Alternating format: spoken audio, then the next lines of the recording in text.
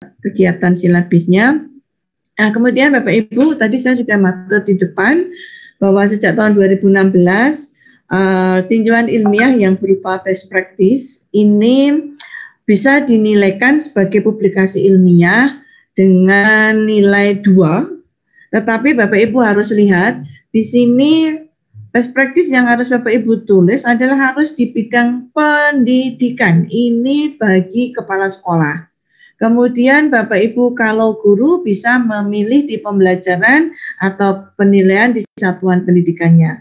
Tapi kalaupun kepala sekolah mau menulis di pembelajaran juga diperbolehkan karena mungkin ada beberapa kepala sekolah yang mengajar. Tapi untuk guru Bapak Ibu karena Bapak Ibu nanti hanya baru kalau guru itu hanya fokus pada pembelajaran dan penilaian, Bapak Ibu nanti belum bisa melakukan di atas ini ya. Misalnya Bapak Ibu mereview kebijakan pendidikan dari sisi guru. Nah, karena Bapak Ibu belum ranahnya di sana, untuk guru kita batasi pada pembelajaran dan penilaian. Begitu Bapak Ibu ya. Dan angka kreditnya 2, jadi cukup tinggi kalau Bapak Ibu nanti mau naik pangkat. Baik, sekarang kita mulai. Sebenarnya best practice itu apa? Tadi sudah sedikit saya comot ya. Jadi kalau diartikan best practice itu sebenarnya adalah Indonesianya pengalaman baik atau praktik baik.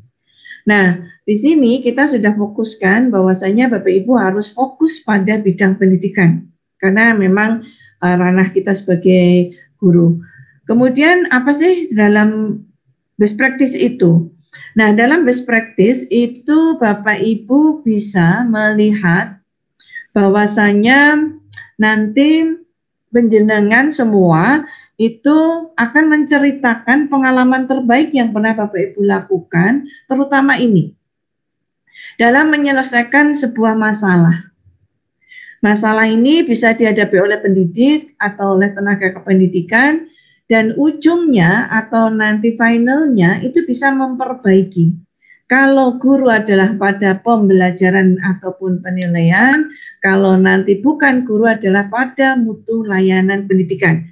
Nah, jadi dari sini Bapak Ibu kita sudah ada frame yang membatasi bahwa best practice itu dalam kita akan membuat itu tujuannya adalah untuk menyelesaikan masalah, dan dalam menyelesaikan masalah itu merupakan ide kreatif Bapak Ibu semua yang original, dan tujuannya kalau guru untuk memperbaiki pembelajaran, mutu pembelajarannya atau penilaiannya.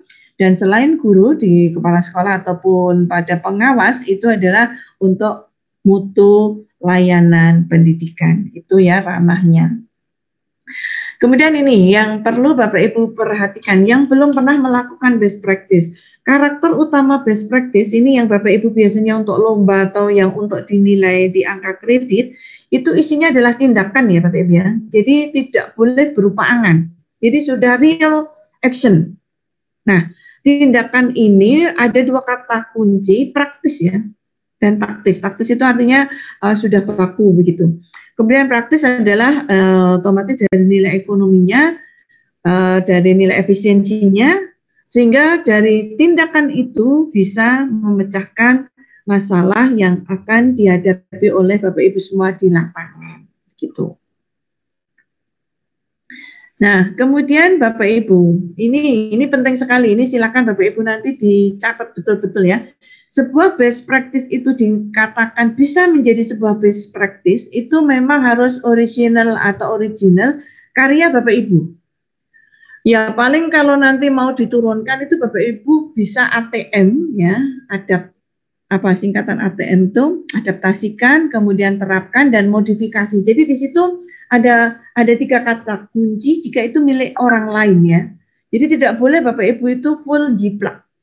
Nah, nanti kalau itu Bapak Ibu gunakan untuk penilaian itu, dan itu nanti untuk angka kredit ya, bisa Bapak Ibu nanti ditolak karena itu tidak original. Atau kalau lomba ya itu sudah drop dulu, Bapak Ibu nggak akan bisa lolos begitu ya. Jadi harus benar-benar asli milik Bapak Ibu, atau nanti diturunkan sedikit itu di ATM, diadaptasi, terapkan dan modifikasi. Kemudian Bapak Ibu dalam best practice itu harus ada kejelasan ide atau gagasan. Jadi Bapak Ibu punya ide, jadi tadi harus ide Bapak Ibu asli, dan di situ idenya itu jelas. begitu, untuk memecahkan masalah. Nah, kemudian nanti yang nomor 3 ini biasanya untuk lomba Bapak Ibu ya, bahwa selain idenya itu jelas, itu di sini adalah cemerlang ya. Istilah kami itu cemerlang. Cemerlang itu bisa kelihatan. Jadi kalau Bapak Ibu lihat cemerlang itu, kalau Bapak Ibu ada di suatu tempat, Bapak Ibu agak beda sendiri dan kelihatan oleh semua orang, itu namanya cemerlang. Nah, sehingga Bapak Ibu itu punya nilai beda gitu. Di dalam pemecahan masalah sama, tapi ini kecemerlangan ide ini biasanya yang untuk lomba itu sangat vital Bapak Ibu ya. Nah, kemudian tambahan ini kalau lomba adalah kekinian, jadi Bapak Ibu jangan membuat best practice yang tempo dulu, misalnya sekarang sudah zamannya Bapak Ibu menggunakan aplikasi, Bapak Ibu mungkin masih menggunakan yang misalnya ya Bapak Ibu, saya mohon maaf kalau masih ada teman-teman yang masih meneliti sumber belajar PowerPoint. Nah, itu sebenarnya sudah tidak kekinian ya, karena sekarang sudah banyak Bapak Ibu bisa menggunakan video pembelajaran atau mungkin aplikasi-aplikasi yang bisa mendukung digital class, digital class atau kelas maya, sehingga Bapak Ibu kalau masih meneliti PowerPoint untuk meningkatkan sebagai sumber belajar misalnya, untuk meningkatkan apa, itu sebaiknya dihindari dalam best practice karena itu sudah banyak orang melakukan gitu ya. Oke, jadi Bapak Ibu saya ulang, ini sangat penting ya, bahwa inti best practice ada 4 poin ini, yang 1, 2 ini Bapak Ibu bisa gunakan untuk kenaikan pangkat ya. Tapi kalau lomba harus 4 ya. Ini pengalaman saya ikut lomba itu kalau hanya sampai 1, 2 temennya banyak. Tapi kalau sudah 3, 4 ini bisa kelihatan. Nah, seperti itu ya. Nah, kemudian Bapak Ibu, jadi kita tadi sudah melihat bahwa best practice itu adalah suatu praktek baik. Nah, sekarang Bapak Ibu, sebelum Bapak Ibu melakukan best practice, saya akan ajak Bapak Ibu melihat dulu sistematika yang harus Bapak Ibu buat, supaya nanti Bapak Ibu di lapangan itu akan mengacu pada sistematika ini. Ini saya ambil dari buku 4, buku pedoman pengembangan atau PKP untuk guru pembelajar, tahun 2016, ini yang terbaru ya Bapak Ibu, bahwa suatu best practice itu sistematikanya ada beberapa poin. Yang pertama adalah bagian awal, ini seperti Bapak Ibu melakukan penelitian tindakan. Jadi ada halaman atau penelitian yang lain ya, ada penelitian, ada halaman judul, lembar persetujuan, kata pengantar, saya kira ini lewat saja Bapak Ibu sudah familiar. Nah, yang saya blok kuning ini akan kita pelajari, yaitu yang namanya bagian apa? Isi. Di bagian isi, nanti Bapak Ibu poinnya, ini juga hampir mirip dengan Bapak Ibu melakukan penelitian. Yang pertama ada pendahuluan. Yang kedua ada kajian teori dan kajian pustaka. Kemudian, nah bedanya mulai di sini, itu ada langkah pemecahan masalah yang sudah Bapak Ibu tadi temukan berupa ide atau gagasan, yang original ditemukan Bapak Ibu semua. Dan juga hambatan-hambatan apa yang Bapak Ibu temui waktu melakukan best practice itu. Nah, ini masuk di bagian isi. Nah, sehingga hari ini nanti yang akan kita kupas tuntas adalah di tengah ini, supaya nanti Bapak Ibu yang belum melakukan best practice akan ke sana, dan yang sudah mungkin pernah melakukan tapi itu tidak tahu best practice apa tidak, nanti dari sini akan tahu dan nanti bisa Bapak Ibu lakukan untuk dibuat laporan, gitu ya. Kemudian bagian yang ketiga, sama itu ada kesimpulan. Nah, bisa Bapak Ibu nanti tambahkan di kesimpulan ini dengan memberikan rekomendasi ya. Nah, Bapak Ibu arahkan kalau rekomendasi itu ya hanya fokus untuk murid, untuk guru, untuk sekolah, itu saja, tidak melebar-melebar, karena nanti juga best practice ini masih merupakan skop yang agak sederhana ya, atau agak kecil. Nah, kemudian yang penunjang ini sama Bapak Ibu ya, kalau penunjang itu yang sering Bapak Ibu sebut lampiran itu ya, ini juga berisi daftar pustaka, kemudian lampiran-lampiran yang mendukung apa yang Bapak Ibu lakukan dalam best practice. Bisa nanti kalau Bapak Ibu mengukur tentang suatu metode pembelajaran, atau Bapak Ibu mungkin mengukur hasil belajar sebagai hasil best practice yang Bapak Ibu harapkan, ya nanti di lampiran itu ada produk-produknya itu. Dan jangan lupa Bapak Ibu sertakan foto setiap melakukan kegiatan. Baik, jadi Bapak Ibu nanti saat Bapak Ibu mau melakukan best practice 1 sampai 4 bagian-bagian pada sistematika jangan sampai lupa karena itu nanti akan membantu Bapak Ibu waktu membuat laporan ya. Nah, sekarang saya akan fokuskan langsung ke bagian isi. Bagian isi best practice ini mari kita pelajari bareng. Yang pertama adalah pendahuluan Bapak Ibu ya. Nah, kalau secara langsung Bapak Ibu melihat pendahuluan itu poin isinya itu sama seperti kalau Bapak Ibu membuat penelitian. Ada latar belakang masalah. Ada rumusan atau pendekatan masalah yang Bapak Ibu pilih dari sekian masalah itu. Harus dipilih mana yang paling paling utama ya, paling baku begitu untuk segera diselesaikan, itu yang tahu Bapak Ibu. Kemudian ada tujuan dan ada manfaat. Ini saya kira Bapak Ibu sudah familiar ya. Kemudian yang kedua ini juga Bapak Ibu sudah familiar adalah kajian teori dan kajian pustaka. Nah, bedanya apa Bapak Ibu ya?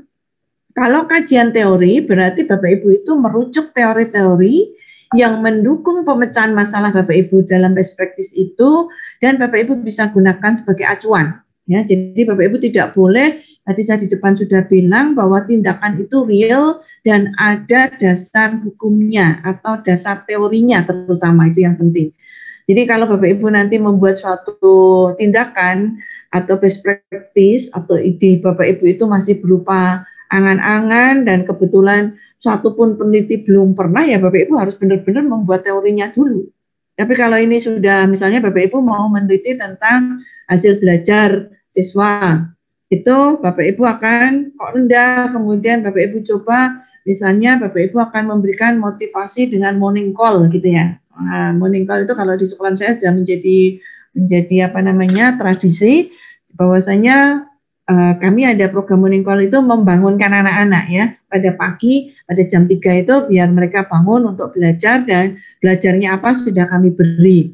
Nah, ini kan salah satu ide yang saya temukan waktu itu supaya anak-anak kita tidak terlambat masuk, yaitu untuk memperbaiki anak-anak yang disiplin masuk sekolahnya terlambat, kita adakan morning call. Dan ternyata sebenarnya disiplin yang saya harapkan akan baik ya setelah ada morning call itu, tapi guru-guru juga melaporkan ke saya, Bu, ternyata juga nilai ulangan harian anak-anak juga bagus karena belajarnya kalau pagi ternyata lebih bagus. Terus saya bilang udah itu kita bikin best practice bareng, penjenengan dari sisi hasil belajarnya, saya dari pembentukan karakter peningkatan disiplin. Nah, jadi Bapak Ibu bisa satu ide itu bisa Bapak Ibu pecah menjadi beberapa best practice. Kalau saya misalnya selaku manajer ya saya akan melihat dari manajer saya tadi morning call itu dari sisi kedisiplinan terbentuk itu bagaimana, dari sisi saya melakukan perencanaan, pelaksanaan, kontroling sampai nanti actuating-nya sampai nanti monitoring dan evaluating itu. Tapi kalau guru ya Bapak Ibu, oh ternyata Bu itu anak-anak nilainya bagus loh Bu. Sekarang juga ulangan itu yang remedi tinggal sedikit. Kemudian dia juga banyak yang mengerjakan PR. Nah, laporan-laporan guru itu saya suruh membuat sendiri. Jadi Bapak Ibu silahkan juga dibuat best practice. Tapi tidak semua guru ya mau, hanya 1-2. Nah, ini salah satunya ya Bapak Ibu memang dalam melakukan ini butuh suatu daya juang ya begitu. Nah, kemudian Bapak Ibu, jadi saya ulang tadi ya, jadi kajian pustaka ini Bapak Ibu diperlukan untuk mendukung apa yang menjadi ide Bapak Ibu.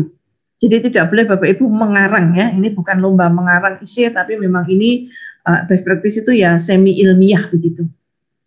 Kemudian yang kedua ada tinjauan pustaka atau kajian pustaka, ini sama ya, kalau tadi berisi teori, boleh diambil dari buku, kemudian dari ya Bapak Ibu nanti boleh dari misalnya penelitian-penelitian orang lain yang mungkin teorinya bisa Bapak Ibu adopsi, itu boleh di kajian teori. Nah, tapi kalau sudah sampai ke kajian pustaka, ini Bapak Ibu boleh menggunakan apa yang sudah dirisetkan orang lain atau sudah dilaksanakan orang lain juga sebagai rujukan.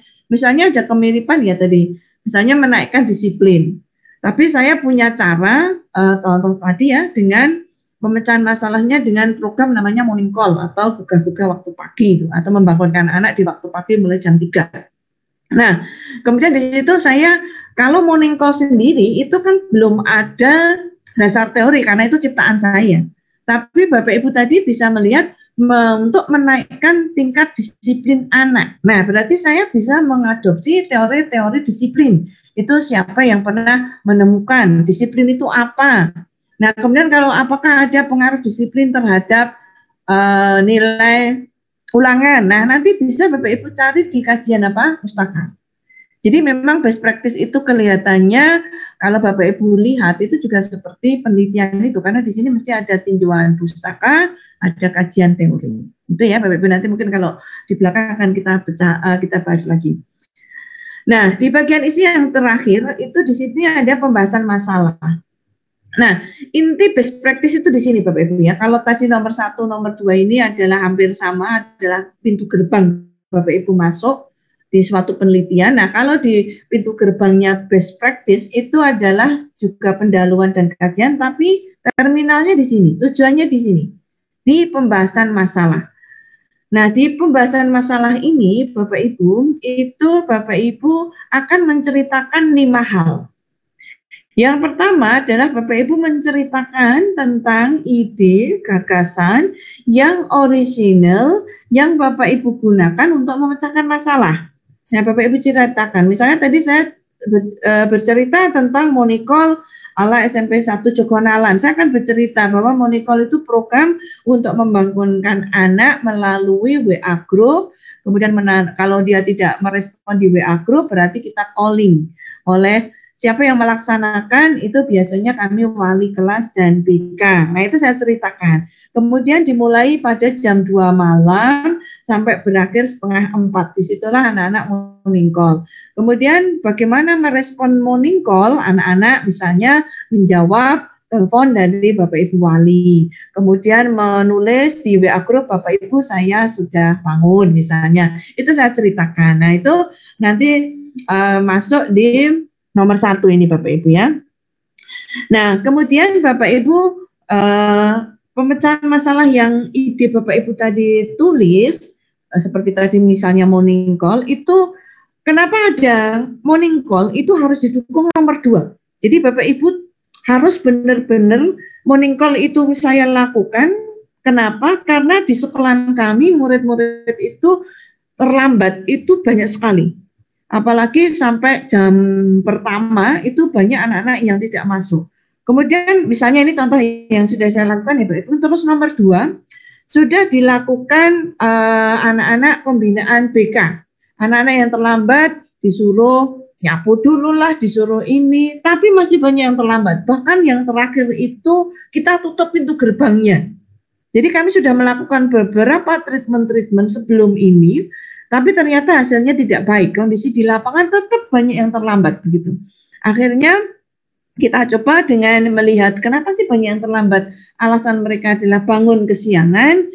Nah, akhirnya kemarin sebelum COVID itu kita punya program namanya morning call. Nah, itu kita laksanakan Juli sampai Desember. Kemudian mau dilanjutkan sampai tahap kedua, lanjut sampai Maret, tapi kemudian kena COVID. Tapi saya lihat guru-guru masih menggunakan morning call ini untuk mengajak anak-anak supaya tidak terlambat waktu mengikuti daring. Nah, jadi dukungan kondisi lapangan itu harus Bapak Ibu ceritakan. Ternyata untuk memperbaiki disiplin dengan berbagai cara tadi masih belum efektif, maka harus dicari cara yang lebih canggih. Nah, dengan morning call. Nah, kelihatannya obat morning call atau pemecahan masalah morning call ini sudah banyak membantu anak-anak bangun pagi, bahkan orang tua juga senang karena anak-anak biasanya tidurnya lebih gasik, belajarnya ditaruh di belakang. Ini juga respon orang tua kami akses juga seperti itu ya. Itu ya Bapak Ibu, itu berarti harus sesuai kondisi real di sekolah. Jangan sampai Bapak Ibu idenya tidak ada pemecahan masalah yang terjadi bukan di sekolah Bapak Ibu. Baik, nomor 3. Kemudian Bapak Ibu, tadi sudah saya matur, kalau Bapak Ibu sudah menemukan ide, di situ harus jelas sekali langkah-langkah konkret ya. Di mana langkah konkret ini memang langkah yang sudah harus Bapak Ibu lakukan, jadi harus benar-benar ditindakkan, tidak diangan-angankan. Nah, dan itu akan digunakan untuk problem solving atau memecahkan masalah.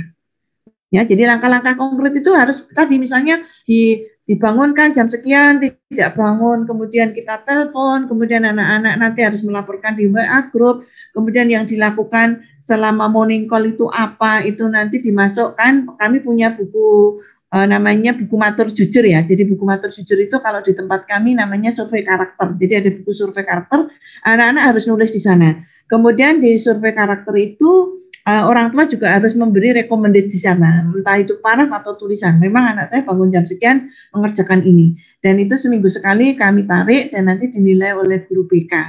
Nah ini misalnya sarana yang saya butuhkan. Maka Bapak Ibu nanti pada saat melakukan langkah-langkah pemecahan masalah itu tidak hanya berupa ide, tapi harus disertakan sarana. Misalnya tadi ada WA group, ada telepon, ada buku survei karakter, itu masuk sarana prasarana atau alat yang kita butuhkan ya. Jadi tetap ada itu Bapak Ibu ya. Tanpa itu Bapak Ibu hanya ide-ide doang nggak bisa dilaksanakan. Baik, kemudian itu langkah ketiga. Jadi dijelaskan sedetail mungkin idenya yang sudah Bapak Ibu temukan. Nah, kemudian nomor 4,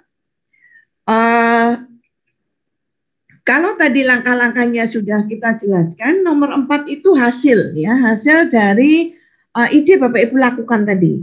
Nah, untuk hasil ini Bapak Ibu harus menentukan dulu kriterianya apa.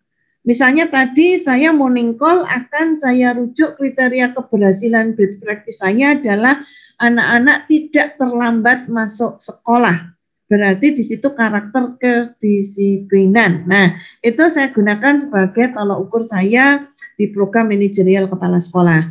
Nah, kemudian ternyata tadi ada guru yang melaporkan, Bu, ini ternyata nilai ulangannya bagus. Nah, berarti Bapak Ibu nanti di situ keberhasilannya adalah ada kenaikan nilai ulangan, itu boleh. Kemudian kalau Bapak Ibu mau ikut meneliti kedisiplinan, tanggung jawab juga boleh. Nah, nanti tergantung. Jadi kalau Bapak Ibu sudah di ranah guru, sesuaikan karakter yang nanti Bapak Ibu, misalnya yang tadi monikol itu ya sesuai dengan apa yang Bapak Ibu ada di mata pelajaran Bapak Ibu, begitu ya. Jadi tidak boleh Bapak Ibu nanti posisinya tidak sebagai guru, karena Bapak Ibu di best practice ini adalah best practice guru, gitu ya.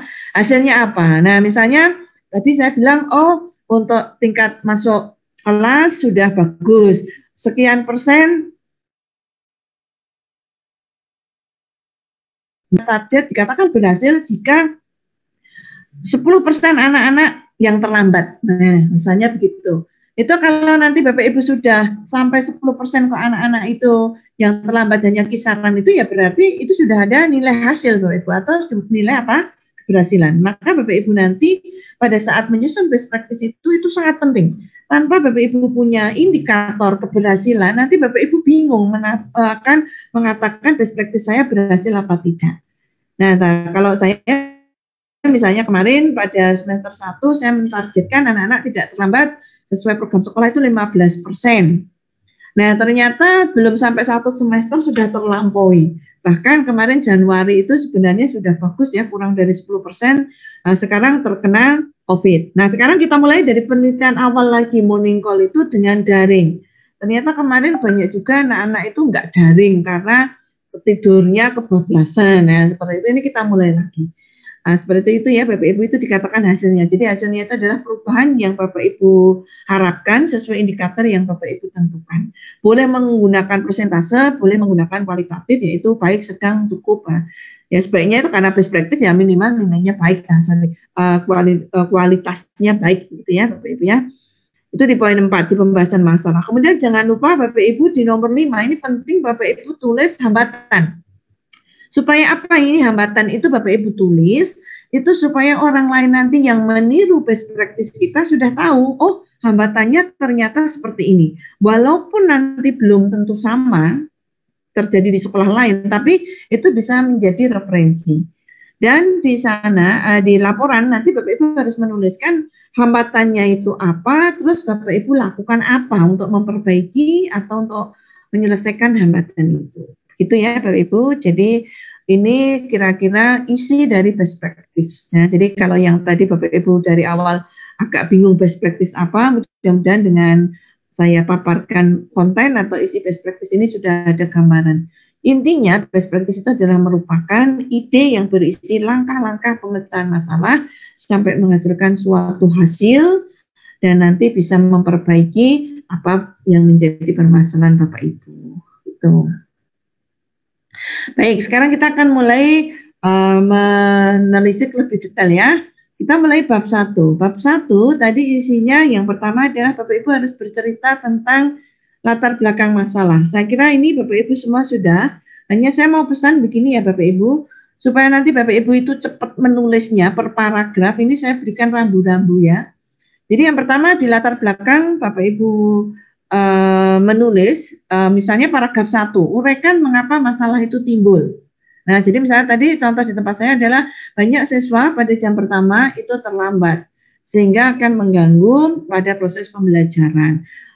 Kemudian Bapak Ibu bisa menambahkan mungkin apa ya namanya, tambahan-tambahan latar belakang yang lain. Tapi intinya di latar belakang itu Bapak Ibu ambil saja kasus yang terbesar. Jangan semuanya diuraikan boleh, tapi yang mau diselesaikan ambil salah satu, gitu ya. Kemudian Bapak Ibu lanjut. Di sana, misalnya tadi saya mau memperbaiki kedisiplinan anak-anak yang terlambat pada jam pertama di setiap pembelajaran. Kemudian saya akan melanjutkan itu boleh 1-2 paragraf ya Bapak Ibu, terserah Bapak Ibu, nanti semakin detail juga akan semakin bagus, orang membaca semakin jelas. Kemudian pada poin berikutnya di latar belakang ini ada poin 2. Nanti saya kalau mengoreksi dari ini saja Bapak Ibu. Bapak Ibu mulai menjelaskan masalah yang terjadi itu bagaimana diatasinya.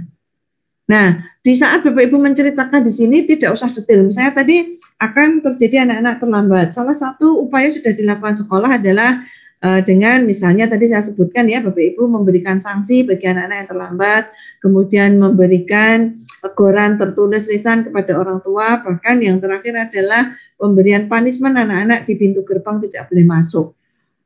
Cara-cara itu sudah dilakukan tetapi masih belum menemukan titik keberhasilan sehingga perlu dicari solusi yang terbaik. Salah satunya adalah dengan program morning call. Karena apa? Sudah menggunakan beberapa cara, ternyata cara-cara itu tidak efektif. Nah, ini di sini Bapak Ibu itu boleh 2-3 alinea. Nah, kemudian ini yang sangat pentingnya Bapak Ibu sebagai orang yang menulis best practice itu harus benar-benar berani melakukan justifikasi atau pengakuan ya, bahwa masalah itu sangat penting segera dipecahkan.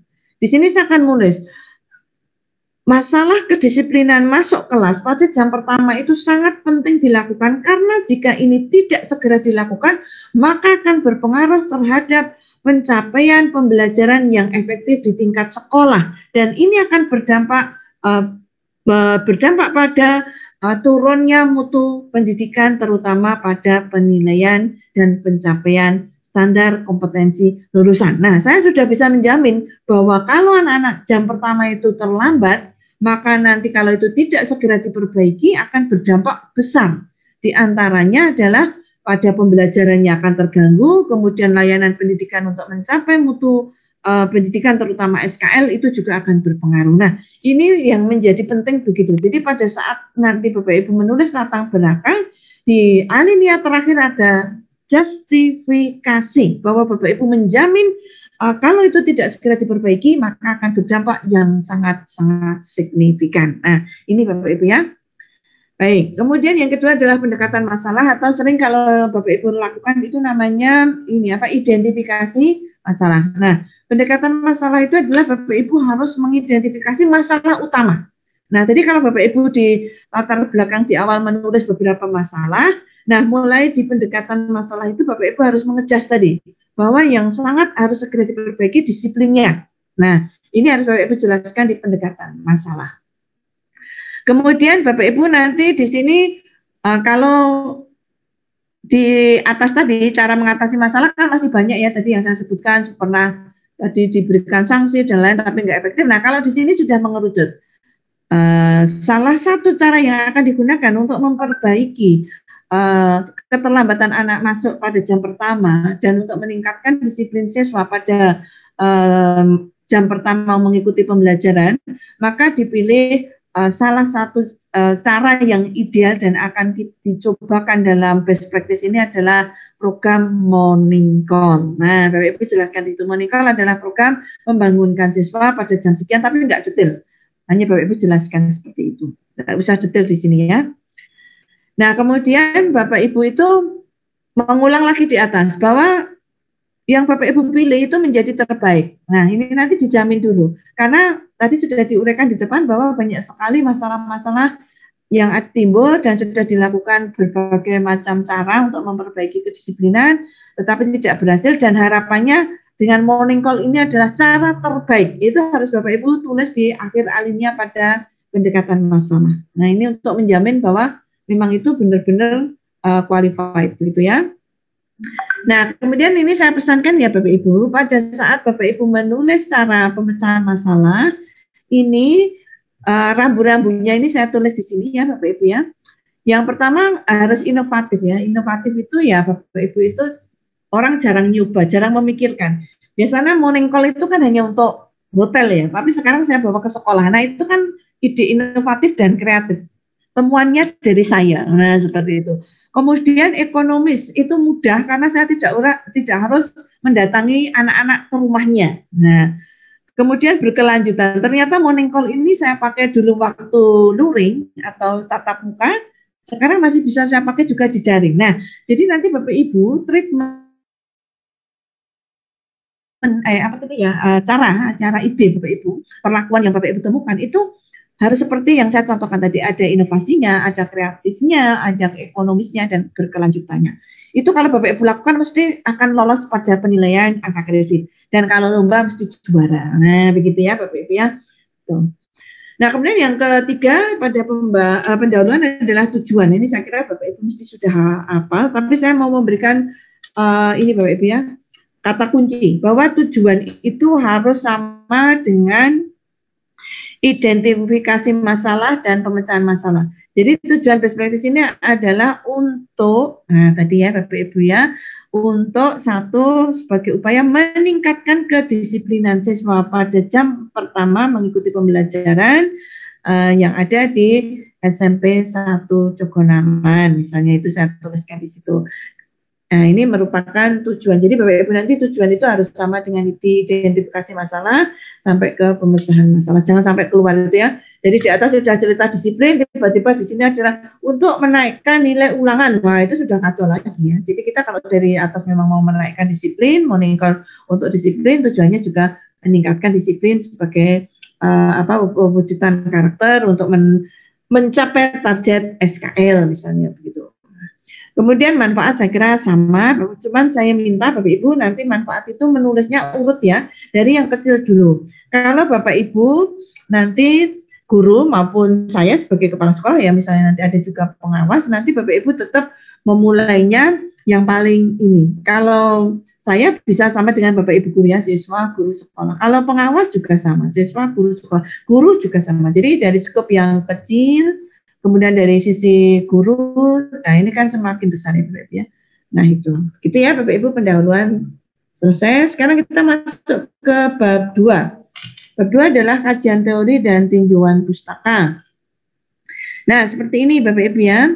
Kajian teori tadi sudah di depan saya sudah memberikan clue bahwasanya ini isinya ya teori ya Bapak Ibu ya, teori. Bapak Ibu boleh ambil dari buku, di mana teori ini adalah untuk menganalisis hasil penyelesaian masalah Bapak Ibu. Jadi kalau Bapak Ibu nanti akan menaikkan disiplin anak dengan morning call, itu disiplin itu apa? Ciri-ciri disiplin apa? Sehingga apakah nanti morning call itu cocok untuk menaikkan disiplin? Nanti akan bunyi di sini Bapak Ibu ya. Kemudian buku-buku ini saya sarankan ya Bapak Ibu, karena sekarang sudah agak memulai kekinian itu dinilai, kalau bisa ini ya, 5 tahun terakhir. Ya, kalau bisa Bapak Ibu ya, tapi diusahakan ya. Jadi Bapak Ibu cari tetap. Tapi kalau misalnya 5 tahun tidak ada buku yang menulis itu ya Bapak Ibu boleh habiskanlah 10 tahun begitu. Nah kemudian lanjut, yang kedua adalah kajian pustaka. Nah kalau kajian pustaka bedanya apa dengan kajian teori? Kalau tadi adalah berisi teori, kalau ini berisi tentang tinjauan pustaka yang diambil dari laporan hasil penelitian atau bisa juga diambil dari best practice yang dilakukan oleh orang lain yang lebih dulu. Tetapi syaratnya harus relevan dengan tema best practice yang harus Bapak Ibu pecahkan, ya. Kemudian kalau Bapak Ibu nanti tidak bisa menemukan di hasil penelitian orang lain, bisa juga Bapak Ibu cari di artikel di jurnal-jurnal yang ada di website boleh, atau Bapak Ibu jurnal-jurnal yang offline, gitu ya.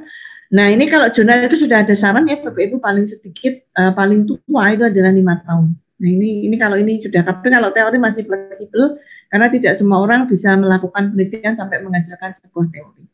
Itu Bapak Ibu, bab 2 selesai. Sekarang bab 3 pembahasan masalah. Nah, Bapak Ibu perhatikan di sini. Apa sih isi pembahasan masalah? Tadi saya sudah agak lama di sana, ini saya akan ulang lagi. Jadi pada saat Bapak Ibu melakukan best practice, sebenarnya intinya itu ada di bab 3 ini. Nah, di sini Bapak Ibu harus menceritakan gagasan asli penjenengan sebagai penulis yang terkait dengan upaya atau usaha untuk memecahkan masalah. Nah, dan ini Bapak Ibu yang saya tulis merah itu sebagai ciri khas best practice ya, sudah berhasil diterapkan. Jadi kalau Bapak Ibu masih ide jangan ditulis ya. Jadi best practice itu adalah sudah berhasil dan sudah diterapkan, minimal hasilnya best atau baik. Nah, seperti itu. Nah, sekarang kita mulai. Bagaimana menuliskannya? Ini sudah saya buat poin-poin, Bapak Ibu nanti tinggal menuliskan, dan juga Bapak Ibu nanti yang mau melakukan best practice akan mengikuti pola ini ya. Langkah pemecahan masalah itu Bapak Ibu saya bagi beberapa tahap. Yang pertama adalah tahap 1, nanti Bapak Ibu di alinea pertama itu jelaskan permasalahan inti Bapak Ibu ya. Nah, sekarang saya beri trik Bapak Ibu. Masalah-masalah yang Bapak Ibu temukan tadi dalam bab 3 ini nanti jelaskan yang tadi saya matur di depan, masalah utama ya. Jadi tidak usah penjelasan ulangi lagi masalah-masalah yang banyak ditemukan di kelas Bapak Ibu, tapi di sini langsung mengerucut masalah utama. Kalau masih banyak masalah macam-macam itu tulislah di latar apa tadi belakang ya. Nah, ini cari masalah utama. Kemudian di situ Bapak Ibu temukan gap atau kesenjangan antara kondisi ideal dan kondisi real, di mana gap itu akan menimbulkan dampak. Ya, ini sedikit-sedikit dulu. Saya jelaskan tadi. Kalau saya melihat idealnya anak-anak sekolah itu pada jam, tempat kami masuk jam 7 ya Bapak Ibu, jam 7 itu mestinya sudah ada di kelas. Tapi kenyataannya di sekolah saya jam 7.15, jam setengah 8 itu masih ada anak-anak yang terlambat. Nah, kalau itu nanti dilihat kondisi ideal, kan tidak ada anak yang terlambat, ataupun kalaupun ada ya sedikit ya. Tapi di tempat saya itu bisa mencapai 30% anak-anak terlambat, dan seperti pasar itu bergerombol dan mereka kayaknya dihukum itu senang Bapak Ibu, apalagi kalau hanya disuruh cabut rumput, wah senang sekali. Dia masuk kelasnya tambah lama, nanti alasan cuci tangan lah. Nah, seperti itu. Itu Bapak Ibu bisa lihat di dalam ini, ternyata kalau itu tidak diperbaiki dengan cara yang benar, itu juga menimbulkan gap lagi. Ternyata sudah terlambat, masuk terlambat lagi karena dia disuruh cabut rumput, kemudian dia juga tidak segera masuk ke kelas karena nanti punya alasan lain yang cuci tangan. Nah, ini semakin semerawut itu. Nah, sehingga gap itu semakin panjang. Sehingga harus dimunculkan ide yang benar-benar kreatif, inovatif untuk menyelesaikan masalah itu, sehingga kita akan berusaha memotivasi diri kita untuk mengatasi kesenjangan tersebut. Nah, jadi Bapak Ibu penelitian tindakan kelas maupun best practice itu sebenarnya intinya adalah motivasi diri kita untuk memperbaiki kondisi yang tidak ideal menjadi ideal, atau meniadakan gap antara kondisi ideal dan tidak ideal yang terjadi di sekolah. Seperti itu ya. Nah, kemudian Bapak Ibu biasanya beginilah, menemukan masalahnya bagaimana toh Bapak Ibu? Bapak Ibu paling mudah itu amati saja secara langsung. Ini paling mudah, diamati dengan mata ya, karena pengamat itu mata. Bisakah mengamati dengan telinga? Bisa. Mendengar kasak kusuk. Oh, ternyata 7A, misalnya 8A itu kalau jam pertama selalu telat. Karena gurunya juga telat, muridnya ikut telat. Nah, itu kasak kusuk. Itu juga bisa pengamatan langsung, tapi lewat telinga. Nah, jadi pengamatan itu tidak harus mata ya, bisa mendengar kasak kusuk, itu juga jadi pengamatan. Kemudian, bagus lagi pengamatan itu kan berarti kalau mata dan telinga belum tentu benar ya, Bapak Ibu tambah lagi evaluasi diri. Buat angket. Ya, angket tentang apa yang menjadi permasalahan Bapak Ibu itu yang biasa dilakukan di sekolah itu. Misalnya jam pertama gurunya biasa terlambat atau jam pertama memang banyak anak yang terlambat. Nah, itu Bapak Ibu lakukan evaluasi diri. Berapa anak yang melakukan tindakan yang tidak ideal tadi atau berapa guru yang melakukan tindakan tidak ideal tadi. Itulah di situ sumber masalah nanti bisa ketemu. Jadi Bapak Ibu jangan sampai menemukan masalah itu tidak melalui melalui pengamatan atau melalui evaluasi diri, tapi Bapak Ibu kira-kira. Nah, kalau kira-kira nanti jadi sebuah hipotesis. Kalau hipotesis belum tentu nanti terbukti ya Bapak Ibu. Maka masalah ini harus benar-benar real yang terjadi di lapangan. Nah, kemudian Bapak Ibu bisa juga, ini nomor 3, ini sangat bagus ya. Ini yang sering saya lakukan. Kalau saya sudah melakukan evaluasi diri terhadap strategi yang biasa dilakukan di sekolah ini, saya kok belum yakin, itu saya tambah lagi, saya evaluasi benar dari programnya itu. Saya kaji, benar enggak itu antara outcome itu hasil ya dengan inputnya. Jadi Bapak Ibu nanti kalau sebagai guru melaksanakan outcome hasil, itu ya Bapak Ibu melihat hasilnya baik itu tugas, kemudian hasil nilai ulangan, kemudian tingkat kehadiran, itu bisa jadi outcome. Kemudian input itu Bapak Ibu tentukan sendiri, inputnya bisa dilihat dari siswanya atau dari hasil yang dikerjakan siswa. Ini Bapak Ibu bisa lihat. Misalnya anak-anak sering terlambat masuk, berarti nanti anak-anak tidak mengumpulkan tugas. Nah, ini bisa Bapak Ibu bisa dilihat dari evaluasi atau pengajian ini. Jadi saya ulang ya Bapak Ibu, intinya permasalahan ini tidak boleh Bapak Ibu hanya mereka-reka, tapi benar-benar adalah terjadi di sekolah ini Bapak Ibu, kemudian masalah itu menimbulkan gap antara kondisi ideal dan tidak ideal, kemudian Bapak Ibu bisa mengecek benar nggak itu jadi masalah melalui pengamatan, bisa juga evaluasi dan melalui kajian atau evaluasi, gitu ya. Kemudian tahap 2 adalah yang disebut tahap menjelaskan cara pemecahan masalah. Nah, tadi sudah berdarah-darah di masalah, sekarang Bapak Ibu ceritakan best practice Bapak Ibu cara memecahkan masalahnya. Nah, ini saya berikan clue ya Bapak Ibu ya caranya. Pertama, Bapak Ibu harus jelaskan dulu sasarannya. Siapa sih yang mau dikasih best practice itu?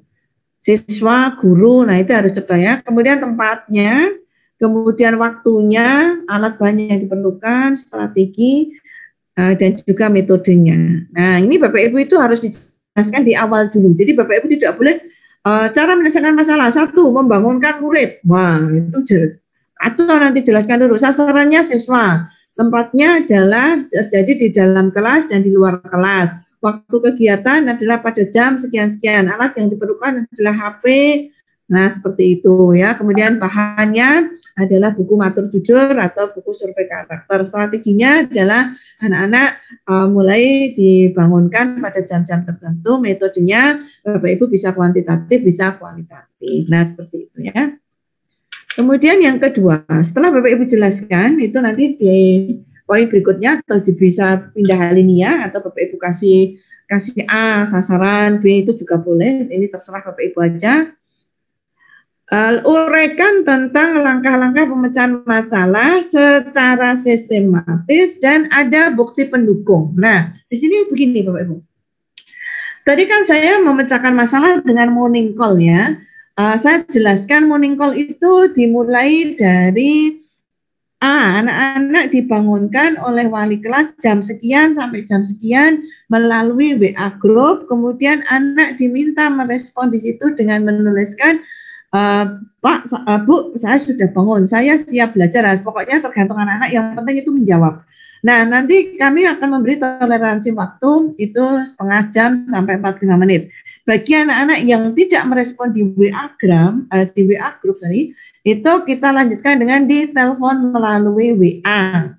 Nah, kalau tetap tidak bangun, telepon melalui telepon biasa. Kalau tidak bangun, baru ditelepon ke orang tua. Nah, ini kami ada SOP-nya seperti itu. Nah, kemudian nanti data pendukungnya ya Bapak Ibu harus chatnya itu di screenshot seperti itu. Nah, ini sebagai data pendukung.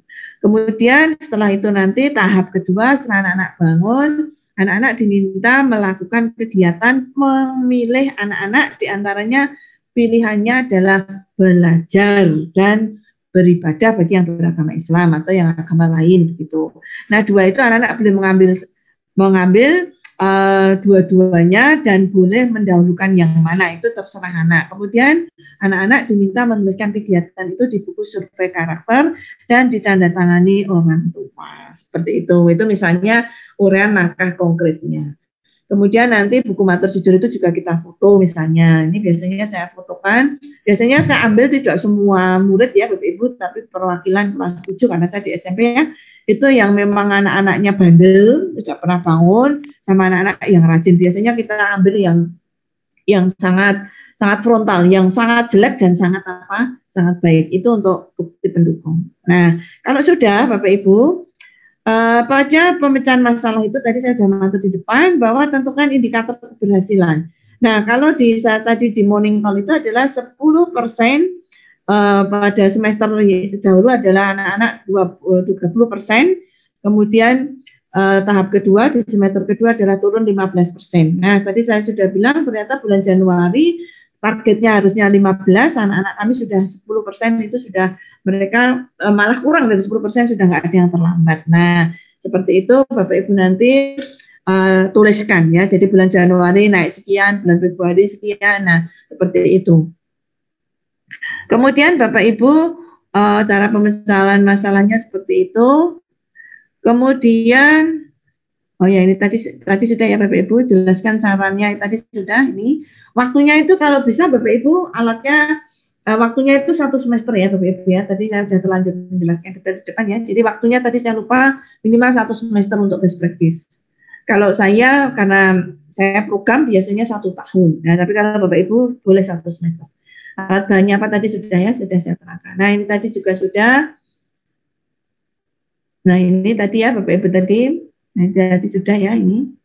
Nah, kemudian yang dikatakan inovatif tadi saya belum memberikan Bapak Ibu. Inovatif itu artinya anak-anak yang Bapak Ibu kasih best practice itu adalah merupakan inovasi ya. Jadi memang keterbaruannya ada.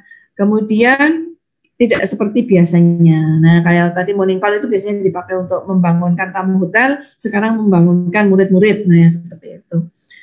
Kemudian yang nomor 1 ini jangan sampai dilanggar ya Bapak Ibu. Kalau nanti Bapak Ibu ini melanggar ini berarti best practice Bapak Ibu tidak akan dinilai oleh penilai ya.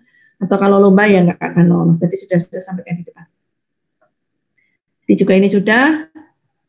Nah, berkelanjutan tadi sudah ya Bapak Ibu ya. Nah, kemudian saya akan menambahkan Bapak Ibu, kalau Bapak Ibu di lomba itu bahwa hasilnya itu harus outstanding ya atau luar biasa. Dulu saya menang sampai Asia Tenggara itu sebenarnya idenya agak gila Bapak Ibu ya, agak gila ya karena waktu itu saya di SMA Mudi itu gersang sekali, kemudian tidak ditanduri apa-apa nggak bisa. Terus saya punya ide one student one plant, jadi satu anak harus menanam 1 pohon itu tahun 2010. Saya coba di SMA Mudi dulu. Dan itu berdarah-darah Bapak Ibu karena ternyata juga lahannya tidak bisa ditanam. Kalau ditanam nanti musim kemarau tiba-tiba mati, kalau musim hujan becek sehingga kami harus melakukan pengolahan tanah. Itu benar-benar ide gila Bapak Ibu ya. Kemudian setelah itu ya tetap saya lakukan sampai kebetulan saya juara di provinsi karena idenya agak gila tadi. Kemudian saya mewakili biologi di tingkat nasional dari Jawa Tengah. Saya kebetulan 2011 itu menang, kemudian 2012 masuk di Asia Tenggara, dan musuh-musuh saya itu idenya ngeri-ngeri Bapak Ibu, tapi waktu itu penilainya juri-jurinya dari Amerika, kemudian dari Kanada, kemudian itu memberi apresiasi ke saya, itu idenya itu sebenarnya kelihatannya sederhana, tapi itu sulit dilakukan karena tidak mungkin semua anak mau menanam pohon. Yang kedua, nilai manfaatnya besar. Nah, Sehingga itu kalau nanti di sekolah itu punya 1.000 murid, semua ada 1.000 pohon, outstandingnya berapa oksigennya, berapa nilainya, karena saya menanam tanaman keras ya Bapak Ibu, berarti nilai ekonominya. Nah, itu nilainya seperti itu, dan waktu itu saya tidak menyangka saya dapat the best of the best ya. Artinya waktu itu sudah terbaik, masih terbaik lagi karena inovasi-inovasi itu. Nah, seperti itu ya Bapak Ibu ya. Jadi kalau nanti di lomba memang harus outstandingnya itu ada. Dan yang tahu outstanding apa tidak itu bukan kita selaku peneliti atau pelaku, tapi orang lain. Seperti itu ya. Nah, ini tadi sudah ya Bapak Ibu cara ini. Tadi mungkin sudah saya ulangi lagi ya Bapak Ibu ya. Oh ya, kemudian sekarang cara menulis. Menulis cara menyelesaikan masalah Bapak Ibu nanti sudah saya buat ini, jadi Bapak Ibu nanti tinggal mengikuti alur saya ini. Pada saat awal Bapak Ibu deskripsikan tentang masalah yang dihadapi dari data-data awal. Tadi banyak murid terlambat, kemudian sudah diberi punishment tidak berubah, tadi sudah ya. Nah kemudian lanjutkan tahapan strateginya. Oh tadi dikasih morning call jam sekian. Nah seperti itu. Kemudian sertakan progresnya. Misalnya pada bulan pertama anak-anak yang bangun baru sekian, yang lain tidak bangun. Nah itu Bapak Ibu selalu catat. Karena di sini Bapak Ibu tidak ada observer atau tidak ada pengamat, Bapak Ibu amati sendiri. Maka catatan-catatan penting harus Bapak Ibu ingat. Jadi jangan sampai best practice itu tidak dicatat. Nanti Bapak Ibu sulit nulis ya. Jadi progresnya mingguan boleh, 2 mingguan boleh, bulanan boleh. Ini Bapak Ibu tentukan sesuai kemampuan Bapak Ibu dan permasalahan yang di lapangan ya. Nah, kemudian yang kedua adalah setelah Bapak Ibu tulis progresnya, kemudian nanti pada alinea berikutnya atau pada ini boleh diganti subbab berikutnya, Bapak Ibu harus menulis kondisi atau data awal itu harus Bapak Ibu bandingkan dengan kondisi setelah dilakukan best practice atau pada kondisi akhir best practice. Nah, Bapak Ibu sandingkan, ada perubahan enggak? Nah, kalau di sana nanti ada perubahan dan gap yang tadi Bapak Ibu temukan di awal itu semakin kecil, berarti itu sudah dikatakan best practice-nya itu berhasil dengan baik, ya seperti itu. Nah, kemudian Bapak Ibu saat ini waktu Bapak Ibu menulis di poin B cara penyelesaian masalah itu harus didukung dengan data-data konkret. Nah, tadi saya sudah bilang di depan bisa berupa foto kegiatan. Kalau saya ini saya pakai semua. Ya fotonya ada, grafiknya ada, tabelnya ada. Nah, grafik dan tabel ini adalah metode untuk pemecahan masalahnya, Bapak Ibu. Itu boleh dengan metode kuantitatif. Jadi Bapak Ibu hitung, kemudian Bapak Ibu deskripsikan melalui grafik atau tabel sehingga kebaca. Misalnya bulan pertama 7A, yang bangun baru 6 anak. Kemudian bulan kedua nambah 8 anak. Bulan ketiga, nah nanti satu semester itu grafiknya akan seperti apa. Nah ini nanti bisa Bapak Ibu bandingkan. Saya yakin kalau itu best practice mesti ada perubahan Bapak Ibu. Kalau tidak ada perubahan jangan dikatakan best practice, bisa bad practice. Nah tapi nggak apa-apa nanti dibuat cara lain lagi. Nah sehingga disimpulkan bahwasanya pada bab yang nomor 3 tadi ya, di bab 3 ya, ini bahwasanya Bapak Ibu harus menceritakan perubahan antara kondisi sebelum dilakukan best practice dan kondisi akhir setelah dilakukan best practice itu tampak cetha, tampak jelas, tampak nyata, menghilangkan gap tadi. Begitu ya Bapak Ibu ya. Nah, nanti silahkan ini sudah mengerucut ke sini. Nah, kemudian ini menentukan best practice, tingkat keberhasilan ini juga perlu Bapak Ibu. Nah, Bapak Ibu nanti tentukan indikator keberhasilan itu harus tujuannya. Kalau tadi contoh saya, morning call untuk menaikkan tingkat kedisiplinan hadir di sekolah siswa. Nah, berarti di sini nanti indikatornya adalah ya tadi anak-anak yang tidak terlambat atau hadir di sekolah tepat waktu itu berapa. Nah, itu nanti harus dihitung Bapak Ibu ya, itu sebagai tolak ukur berhasil apa tidak. Kemudian tadi sudah saya bilang bahwa untuk menghitung keberhasilan itu bisa berupa angka, bisa juga berupa kualitatif ya, bisa minimal adalah baik seperti itu. Nah, kemudian Bapak Ibu, nah ini tadi ya, supaya nanti kelihatan outstandingnya, Bapak Ibu nanti bisa di situ pada akhir itu jelaskan. Ternyata di sekolahan saya setelah ada kegiatan morning call itu tidak ada terlambat. Dan dibandingkan dengan sekolah yang dekat ini, misalnya ini sekolah saya lebih disiplin. Nah itu boleh Bapak Ibu ya. Jadi istilahnya apa ya? Apa ya istilahnya? Menilai dirinya sendiri baik itu apa namanya ya? Seperti itu. Itu penting di best practice Bapak Ibu. Nah kemudian tahap terakhir yaitu Bapak Ibu menjelaskan hambatan atau cara yang dihadapi selama tadi. Jadi tadi yang pertama masalahnya, yang kedua pemecahan masalah melalui bukti-bukti progres peningkatannya, yang ketiga adalah jelaskan di best practice itu hambatan dan cara yang Bapak Ibu tempuh untuk menyelesaikan. Nah, hambatannya apa? Dan Bapak Ibu jelaskan langkah-langkah pemecahan masalah untuk memecahkan hambatan itu. Ya, misalnya Bapak Ibu ada kemarin saya temukan waktu bulan Agustus September itu anak-anak kelas 7 itu banyak yang nggak punya HP, HP-nya dikeloni orang tuanya, sehingga yang bangun orang tuanya kadang nggak mau angkat. Nah, itu juga termasuk. Nah, kemudian hambatan itu akhirnya orang tua saya panggil. Jadi Bapak Ibu pada saat kami ada program morning call, tolong HP-nya dipinjamkan ke anak. Nah, itu banyak juga orang tua komplain, tidak boleh Bu, karena kami ada rahasia-rahasia, nanti kebaca anak dan lain-lain. Nah, akhirnya disitulah terjadi diskusi Bapak Ibu. Jadi kami morning call itu kemarin juga riuh rendah ya untuk kelas 7 itu, karena kebiasaan di SD itu anak-anak nggak dipegangi HP. Gitu. Nah, akhirnya kita menemukan cara yang win-win solutionnya itu pada bulan Desember ya kemarin itu Desember itu akhirnya orang tua memberikan keluasaan untuk anak pada jam-jam malam, tetapi anak-anak diberi melingan tidak boleh membuka chatnya orang tua seperti itu akhirnya kami temukan juga. Jadi itu mesti ada hambatan Bapak Ibu ya. Oh ini sama ya tadi, oke.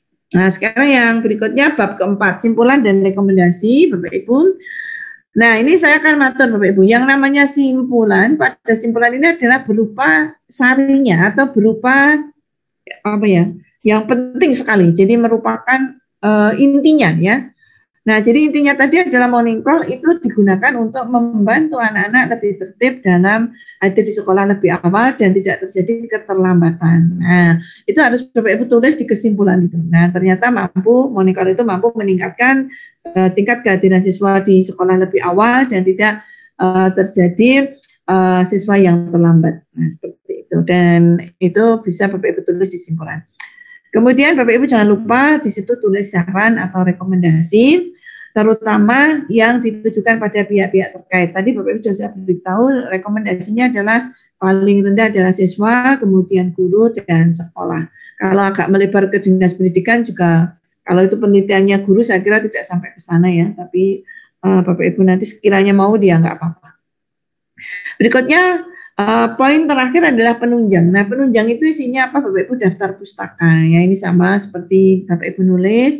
Kemudian Bapak Ibu juga kasih lampiran dari best practice itu. Kemudian yang sangat penting ini, jelaskan before and after-nya. Jadi gambar-gambar atau data-data pendukung itu before-nya kayak apa. Ini kalau foto ya ada anak terlambat atau nilainya jelek, itu boleh Bapak Ibu nanti fotokan misalnya daftar nilai atau capaian nilai. Kemudian setelah dilakukan best practice itu jadinya seperti apa. Ini sangat penting ya. Jadi di lampiran itu jangan sampai hanya aktenya saja, tetapi harus dilampirkan apa? Before-nya.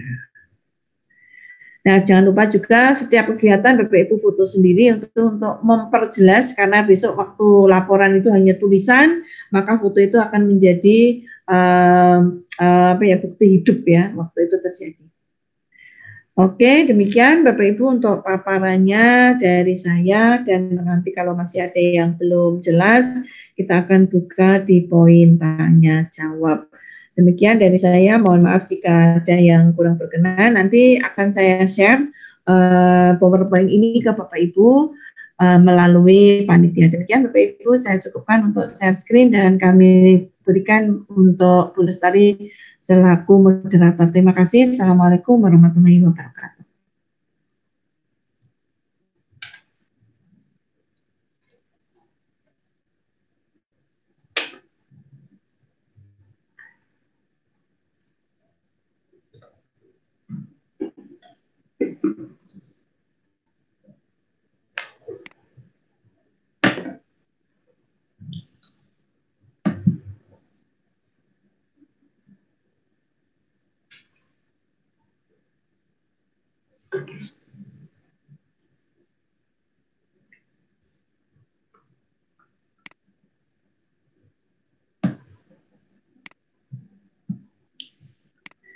Monggo Bu Lestari. Ini saya lihat di chat belum ada yang tanya. Suaranya kayaknya belum masuk Bu penjenengan. Belum.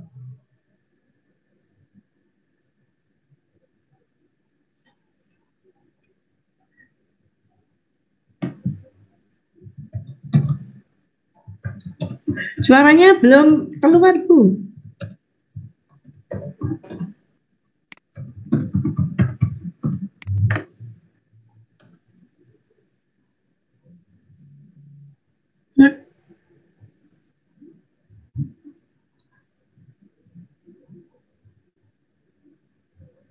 Enggak Bapak Ibu, mungkin saya serahkan ini kayaknya Bu Lestari nggak bisa ini ya. Mungkin ini masih di mute itu tempatnya penjenengan. Oh iya oke. Oh ya oke, hotnya saya kok ya.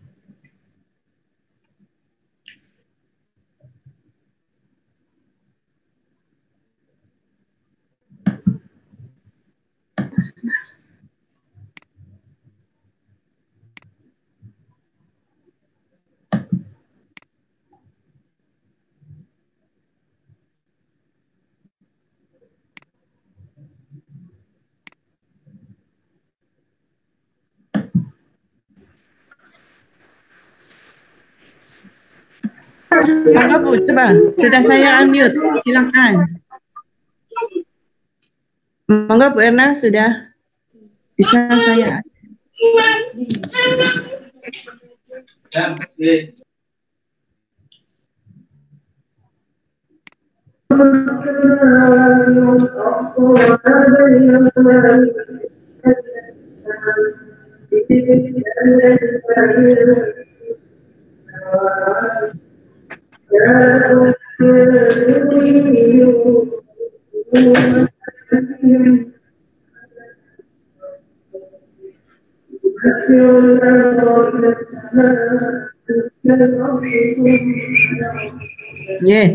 Terima kasih. Tadi sudah saya sampaikan untuk batasnya adalah minimal 1 semester. Ya, jadi untuk best practice itu 1 semester itu minimal.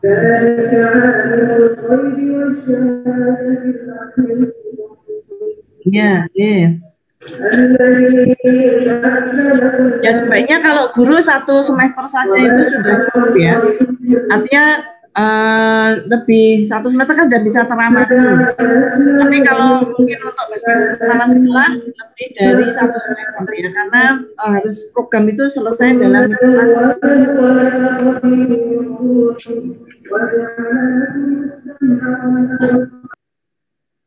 Bapak kirim Mayawati ini apa Pak? Hah? Mayawati. Foto itu. Foto kegiatan.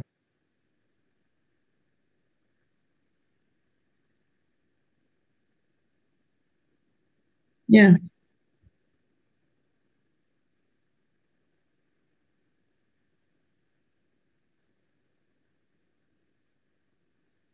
Iya, kalau penjenengan selaku kepala sekolah bisa melakukan treatment untuk guru. Tapi kalau guru treatmentnya best practice-nya itu untuk murid. Kalau sesama guru nanti ya nggak boleh. Ya. Ya. Kalau saya mungkin pengawas, saya jadi treatmentnya pengawasnya. Jadi berjenjang ya. Jadi untuk best practice itu memang ataupun penilaian tindakan itu juga sama ya. Jadi Bapak Ibu harus menggunakan level ya artinya di sekitar penjenengan yang menjadi arahan ya. Jadi kalau saya berarti bisa meneliti murid, guru, kemudian karyawan saya. Nah kalau penjenengan ya fokusnya mesti hanya guru, hanya hanya siswa. Begitu Bu Irna. Ya.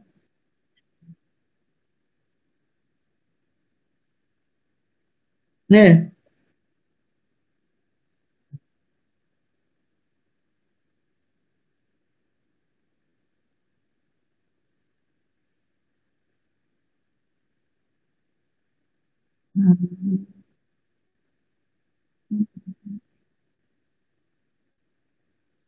Iya, iya.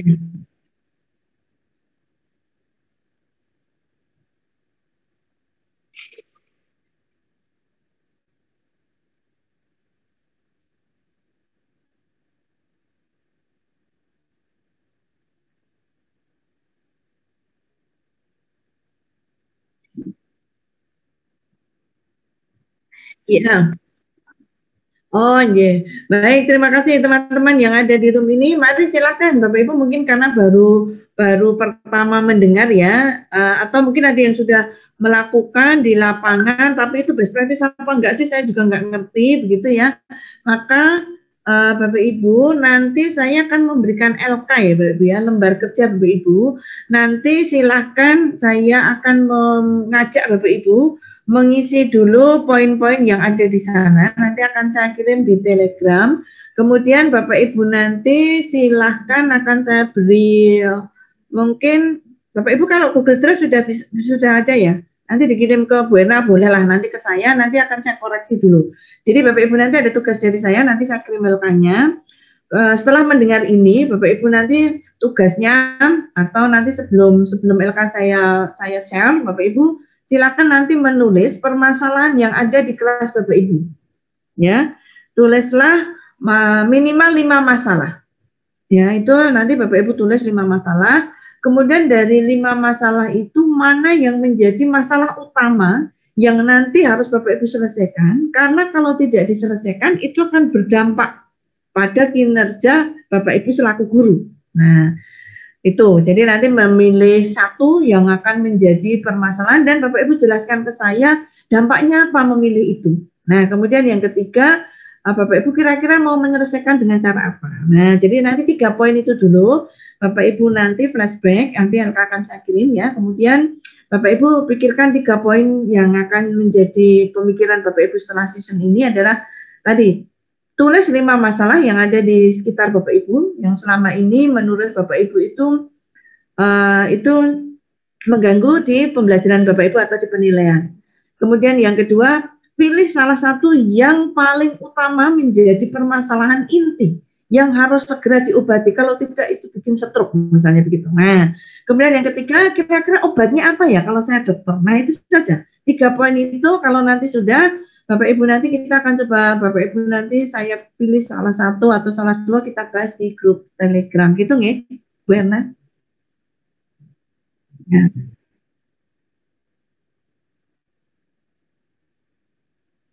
Oh, hanya 4 hari ya? Hmm.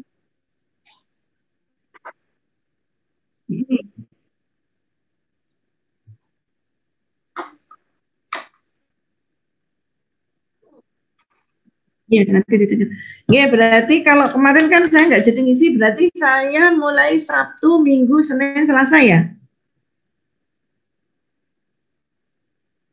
Oh ya sudah, berarti malam ini Bapak Ibu bikin 3 itu, nanti saya bikinkan LK, kemudian sekaligus 1, 2, 3 itu kan bisa, oh ya berarti saya tambahin lagi cari ini dulu. Saya itu ya 3 itu dulu aja, nanti langsung saya koreksi ya. Soalnya takut saya nanti Bapak Ibu, hah? Iya, ya 3 dulu, nanti sambil dicari dasar teorinya saja dulu. Nah, dasar teorinya dulu. Yang mendukung pemecahan masalah itu. Jadi nanti kalau Bapak Ibu sudah saya ACC cara penyelesaian, tetapi ternyata teorinya nggak ada yang mendukung kan juga repot lagi. Ya baik, berarti nanti rekannya saya revisi ya, ditambah tinjauan pustaka atau kajian teori yang sudah ada atau pernah dilakukan. Jadi misalnya obatnya ini, kemudian pernah ada orang yang meneliti, nah itu bisa dijadikan rujukan. Oke, jadi kita hari ini mengejar bab 1 dan bab 2 ya. Kemudian nanti bab 3 besok pagi setelah saya baca. Itu Bu Erna. Yeah. Monggo yang lain silakan tanya lagi. Oke, yang bab 3?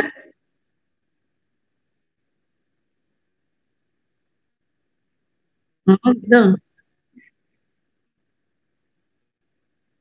Sudah treatment ya? Sudah. Ya, bab 3 itu sudah. Oke, monggo. Silakan. Jadi saya ngikut teman-teman saja. Jadi begini, baik kalau mau bab 1, 2 berarti Bapak Ibu konkretkan, kemudian nanti dicoba semester depan kan kita sudah harus luring ya. Nanti Bapak Ibu gunakan di best practice Januari. Nanti kalau mau dilanjutkan nulis lagi nanti kita bimbing lagi gitu aja. Jadi yang penting Bapak Ibu kenal dulu ya, kenal dulu tentang best practice itu tadi poin-poinnya. Kemudian Bapak Ibu rencanakan best practice dengan membuat permasalahannya di lapangan apa, kemudian Bapak Ibu cari pemecahan masalahnya dengan tadi poin-poin harus inovasi, harus inovatif, original, dan Bapak Ibu harus apa ya istilahnya tadi berbeda begitu ya, sampai dasar teori dan tinjauan pustaka yang mendukung cara penyelesaian masalah Bapak Ibu. Gitu ya, Bu Erna. Jadi 2 dulu ya. Kemudian nanti baru dimulai bab 3 itu Bapak Ibu lakukan dulu di semester depan setelah saya koreksi. Gitu. Jadi tugas saya nanti sampai ngoreksi kan Bu Erna?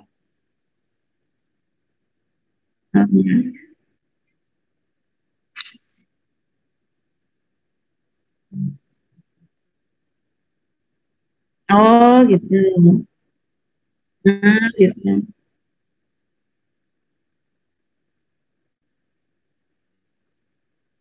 Oh boleh ya.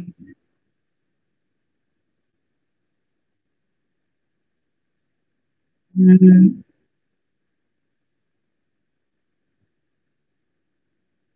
Ya, bab 2 saja ya. Jadi bab 1 sampai bab 2. Kemudian Bapak Ibu nanti pikirkan langkah-langkah tahapan yang konkret setelah nanti di lapangan gitu ya. Atau nanti saya beri tugas saja yang kira-kira sampai ke intinya best practice gitu ya. Ini berarti saya ralat karena kemarin saya lihat 4 hari berarti hari pertama ini hari kedua. Ya, nanti saya betulkan LK-nya. Nanti saya upload ke ya. Monggo yang lain kalau ada yang masih tanya. Yang resen nggak ada ya?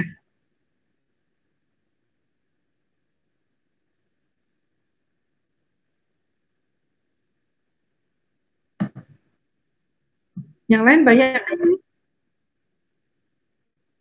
Hmm, yeah.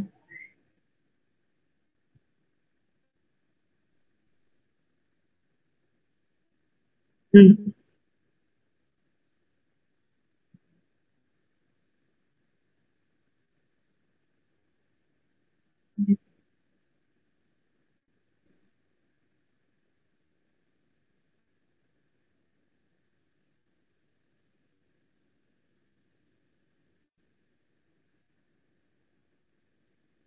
Oh, yeah.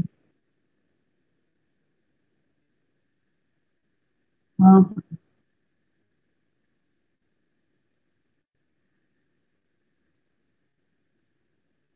Ya baik. Ya. Mari saya tunggu pertanyaannya yang lain. Mungkin ada yang pernah mencoba di lapangan ini best practice apa tidak? Begitu silakan berbagi Bapak Ibu. Ini mari Bapak Ibu ini rasain nanti. Oh ini ada yang rasain ini. Siapa ini? Bu Maya, Bu Maya.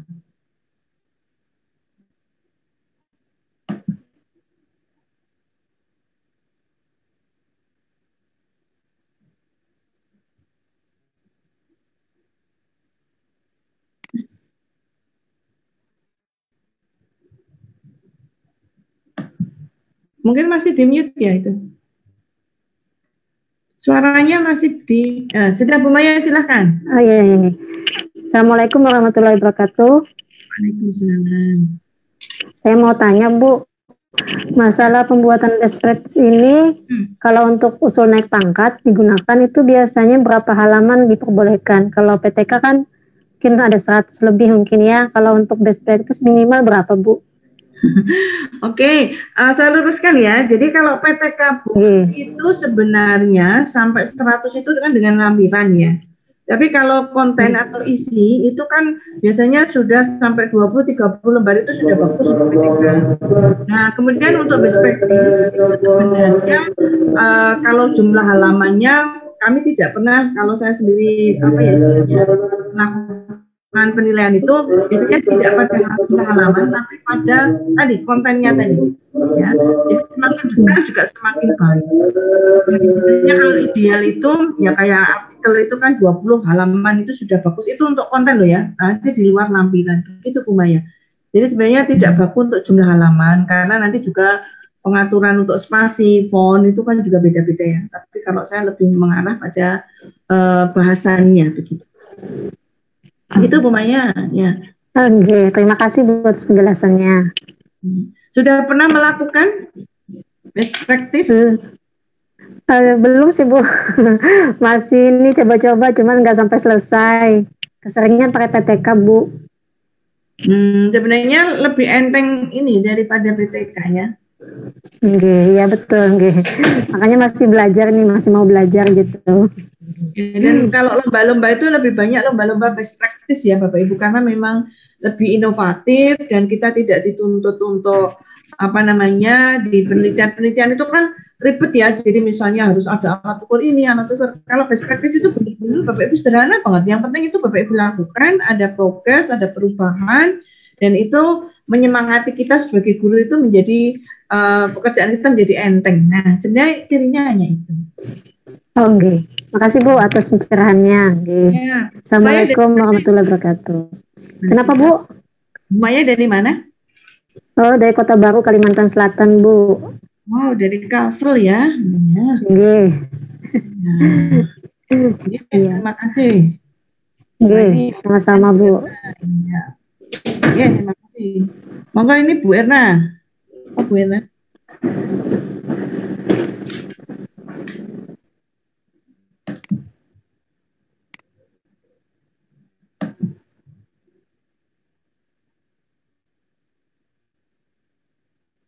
Oh, iya.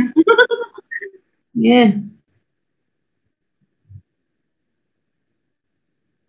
Oh, ya.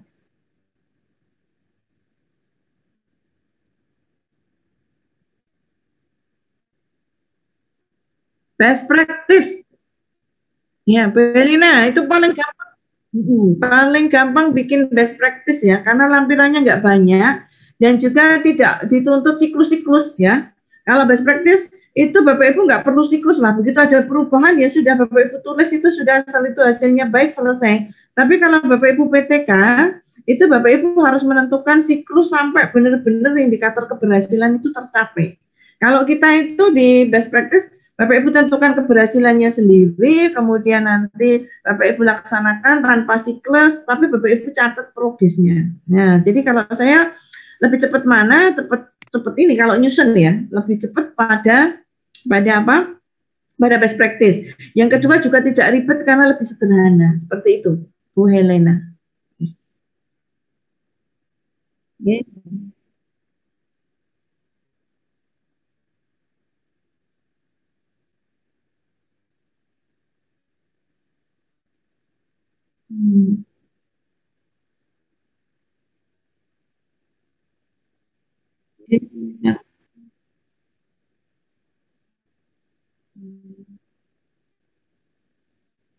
Ini ya. Amin.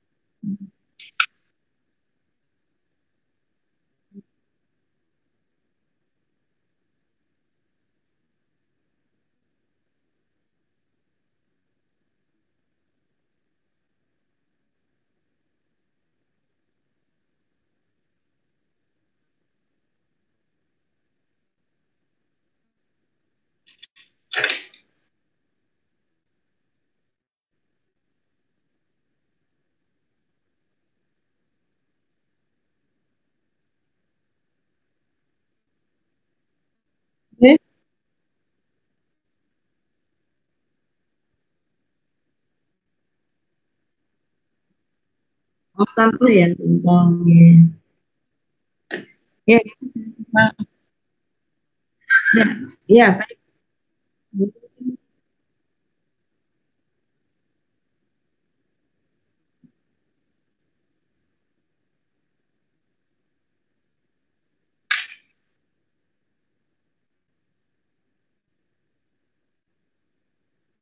Waalaikumsalam. Ya, sama-sama. Ya.